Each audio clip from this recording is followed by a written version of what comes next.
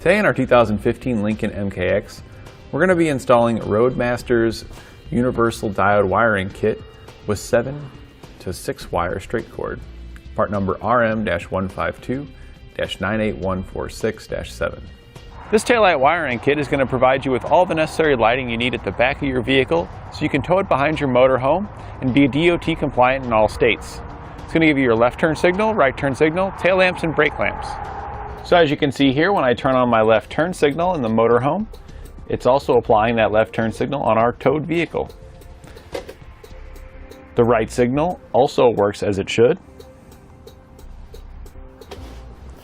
as well as our brake lamps and our tail lamps. It's permanently installed and hidden inside the vehicle, so you'll never even know that it's there. The diodes that connect into your circuitry keeps the motorhome signal separate from your vehicle circuitry, so you don't have to worry about any backfeeding causing any damage to your vehicle, and vice versa from your vehicle to your motorhome. Your vehicle connects to your motorhome using the 7-pole to 6-pole wiring with the 6-pole connector located here at the front of the vehicle. The 6-pole connector located here at the front uses ground and 3 other poles for your lighting signals, and has 2 additional open poles, one that can be used for a charge line kit, and an additional one for any other accessories that you may have, such as a backup camera that you may want to install in your vehicle.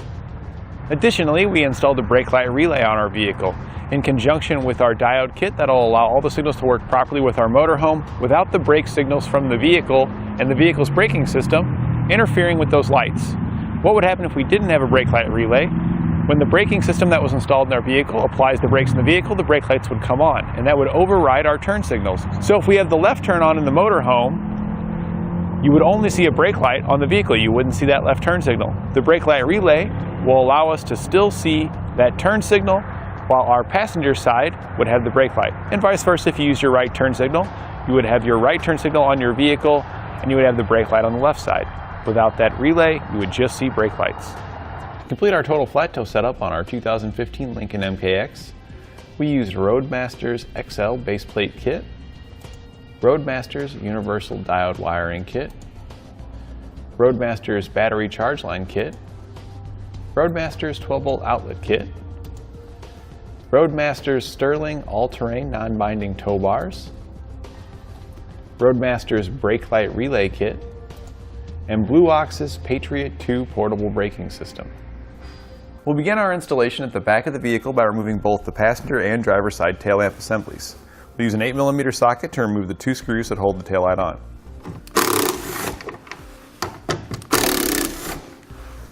We'll then pull the tail light rearward to release it. Using a trim panel tool will make it a little bit easier to get the tail light removed. Once you've got the tail light assembly removed, you can unplug the connector, push down here on the release tab, and just pull it out. We'll do the same thing on the other side. Now we're going to use a Fishwire to get our wiring pulled up from below up into our taillight assembly area. We're using a piece of Airline tubing as that Fishwire. Now in order to get it routed down, you can just poke your Fishwire down in there and hope that you find it on the bottom side.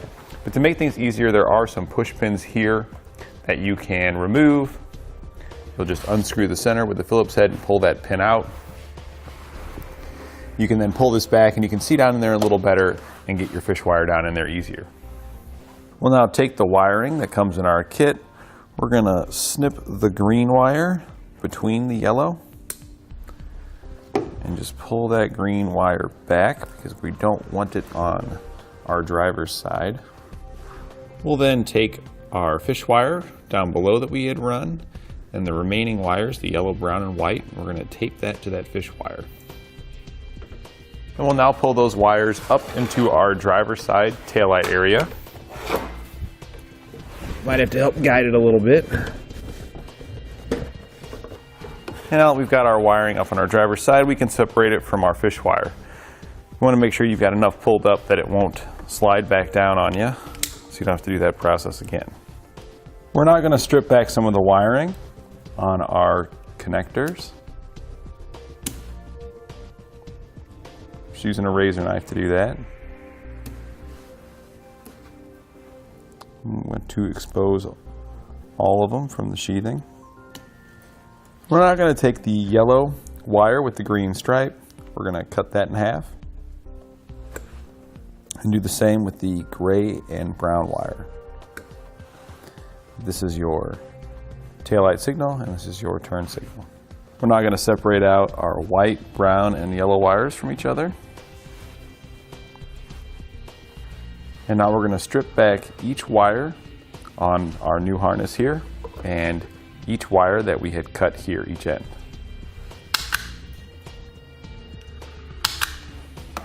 Now take two of your diodes and pull off all the plugs. One of those should be the one with the yellow connector. The yellow connector is going to connect the white and the brown wire from our new harness together. We're just going to twist those together. We're going to crimp on our yellow terminal connector here. And then on each other wire that we just stripped back, we'll be crimping on the blue terminal connectors. We'll now take our diodes and connect those. The out on your diode is going to connect to the connector side from your vehicle. So we're going to use the yellow and green wire on the outside. We'll take the other end of our yellow and green side, the vehicle side, plug that into the in. And on the other end, we're going to be using the brown and white wires that we connected to the yellow connector. Our other diode is going to plug in very similarly. Out is going to go to the connector side, in to the vehicle side, and the yellow wire to the other end. On the back side of each of your diodes, there is an adhesive pad. You can stick those behind here in your taillight area. I usually just stick them together because it can be difficult to get your taillight to fit, and if you stick it in the wrong spot, then you're fighting it. We'll now plug our taillight assembly back in and reinstall it. We'll now need to route our wiring over towards our passenger side. The green wire is going to need to go up there, and our white wire, you want to kind of measure a length and cut some of that white wire off so we can run the white and green over to that side. You want to make sure we're running the white wire that is going from the left side over to the right side. Make sure those are connected. We'll have more white wire that will run to the front in a later step.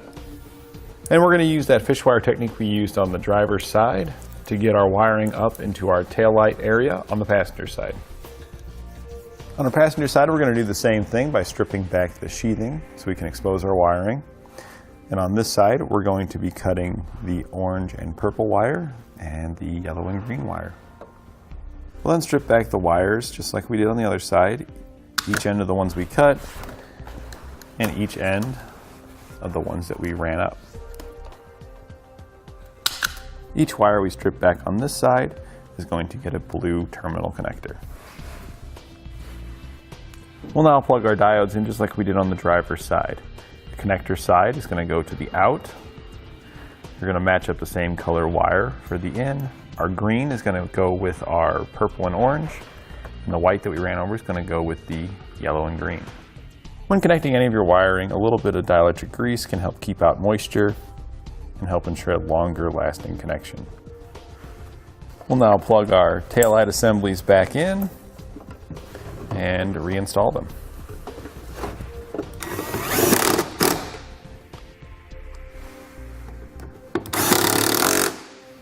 And if you remove these push pins to make it easier to route your wiring, you'll want to make sure you reinstall those as well. We're going to run a fish wire down in our engine compartment so we can bring our wiring up into the compartment. We're just going to go along our battery here. You can kind of look down and see an opening. We're just aiming for that. We'll now need to route this wire up to the front of the vehicle to our engine compartment. We took our wiring here, we went up above our heat shield, keeping it up way above our exhaust, so that way we don't get it overheated and cause any melts or shorts. From there we went over our suspension. We did take it across the top of the suspension here to our driver's side, where we followed our factory wiring now, going alongside our fuel tank. From there we went up using the bracket that already existed. and continue on forward until we come out here. Our fish wire that we ran down is going to connect to our wiring so we can get it pulled up into our engine compartment. It's a good idea to check down below and double check to make sure that the wire didn't get hung up and that you've got it all the way pulled up. We're going to want to route it to the front of the vehicle. We have our fascia off because when you're installing your base plate, this is the best time to install your diode wiring and your braking system and any other accessories you're going to do because you have the most access to the front area. We're going to be using a long bracket and a 6-pole bracket to get our connector mounted to our base plate here. So you will need to hook this to your base plate. Next we'll connect our 6-pole bracket to the long bracket that we just put on. We're just using the screws that came supplied with our long bracket. We're going to tighten those down. If you're using the ones that come with the long bracket, it's a 10mm socket. We'll now take our wiring, we're going to route it through our bracket. We're going to trim off the excess we don't need. I like to leave some to make it easier to make our connections and also for future repairs if necessary. You'll want to split each one and separate all of your wires. We're then going to slide on our cover and strip back each wire.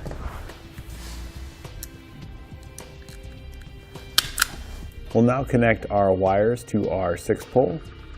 The white wire is going to connect to ground. That's the one labeled GD. It's going to use a small Phillips head screwdriver to loosen those screws. Slide your wires in and then tighten them back down. Then we'll put our brown wire in the one labeled TM, the green wire in the one labeled RT, and the yellow wire in the one labeled LT.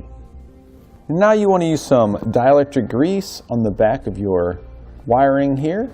You can slide your cover on afterwards and tape it up. We're not going to be doing that now because we still have more components to complete our flat toe setup that are going to require wiring to our connector. So we'll be doing that at that time. You can then mount your connector using the hardware that comes in your kit. Well, I need to hook up our ground wire. So we're going to cut our white wire here.